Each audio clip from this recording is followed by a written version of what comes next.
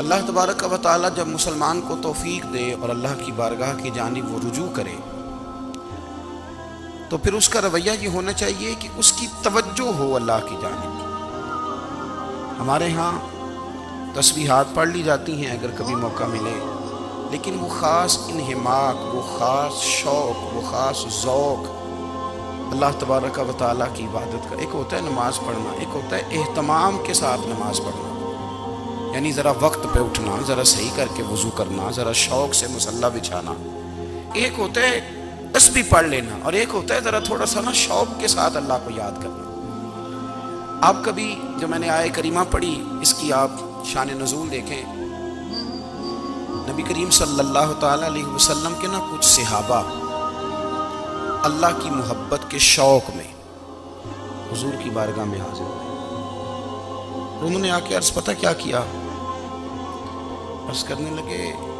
یا رسول اللہ صلی اللہ تعالیٰ علیہ وسلم سالوں بیت گئے ہیں سجدے کرتے ہوئے، حضور سالوں بیت گئے ہیں تسبیح پڑھتے ہوئے، سالوں بیت گئے کہتے ہوئے کہ سبحان اللہ وہ پاک ہے، ہمیں سالوں بیت گئے یہ کہتے ہوئے کہ اللہ اکبر وہی سب سے بڑا ہے، سالوں بیت گئے کہتے ہوئے کہ الحمدللہ ساری تعریفیں اللہ کے لیے، سالوں بیت گئے اس کی تسبیح کرتے، تحلیل کرتے، تکبیر کہتے۔ حضور اب نہ ہمارا اپنے رب سے ملنے کو جی چاہتا ہے، تبھی اے حقیقت منتظر نظر آنا لباس مجاز میں، لاکھوں سجدے تڑپ رہے ہیں میری جبین نیاز میں، اور اقبال کہنے لگے کہ تیرے عشق کی انتہا چاہتا ہوں، تو میری سادگی دیکھ کیا چاہتا ہوں، میرا ذرا سا تو دل ہے مگر شوق اتنا،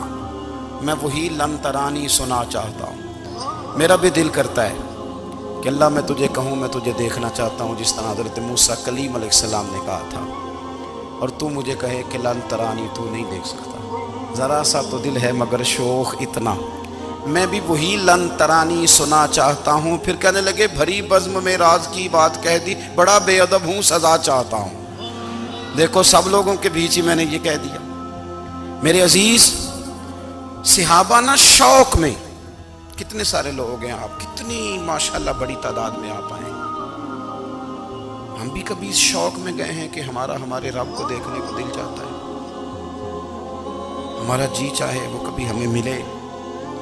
حضرت عبداللہ ابن عمر رضی اللہ تعالیٰ عنہ،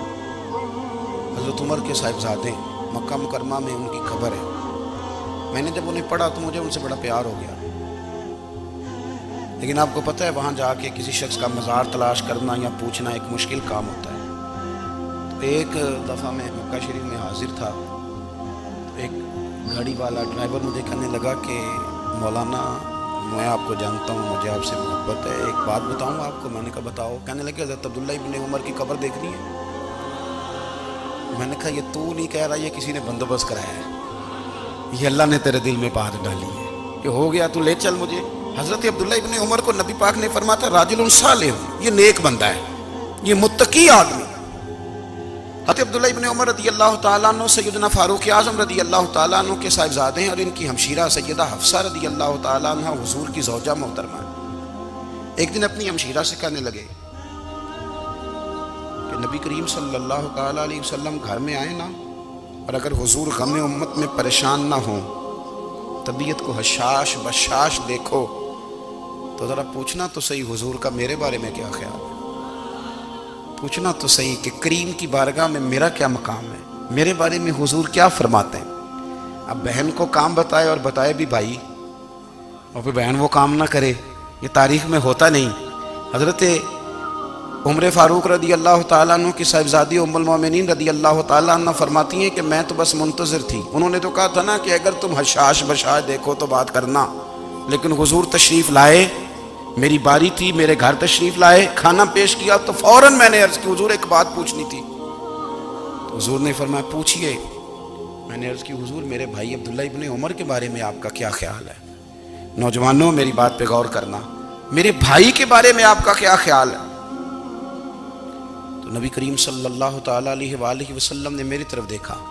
اور پھر حضور زیر لب تھوڑا مسکرائے،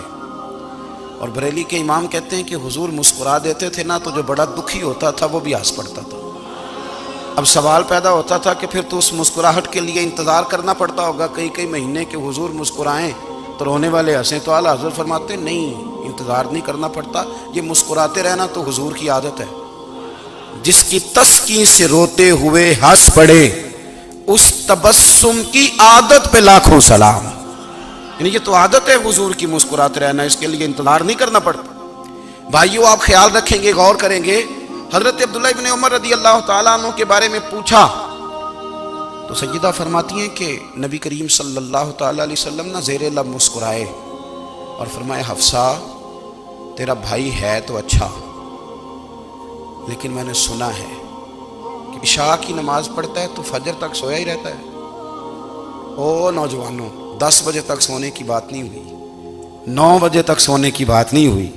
11 بجے اٹھنے کی بات نہیں۔ حضور فرمانے لگے میں نے سنا ہے کہ عشاء کی نماز پڑھ کے سو جاتا ہے اور فجر تک سویا ہی رہتا ہے، اسے چاہیے کہ تہجد کے وقت اٹھا کرے، اللہ کی بارگاہ میں حاضر ہوا کرے، آہوزاری کرے، سجدے کرے، عبادت کرے، اٹھتا ہے اور فجر میں جا کے اٹھتا ہے۔ حضرت جناب حفصہ رضی اللہ تعالیٰ عنہ کہتی ہیں میں نے جناب عبداللہ ابن عمر کو پیغام دیا اور میں نے کہا میرے جوان بھائی سن، نبی پاک نے فرمایا ہے تو اچھا پر تہجد میں نہیں اٹھتا، نفل نہیں پڑھتا۔ او میری ملت کے جوانوں، مزہ نہیں آ جاتا جب ساری دنیا سوئی ہو، ساری دنیا، اور بستر بھی گرم ہو اور نیند بھی پورا غلبہ کر رہی ہو، اور اچانک گھنٹی بجے دماغ میں، آنکھ کھلے، گھڑی پہ نظر پڑے، 3:30 4 بجے کا پیغام گھڑی بتائے، اور کوئی چڑھتی جوانی والا اٹھ کے وضو کرے،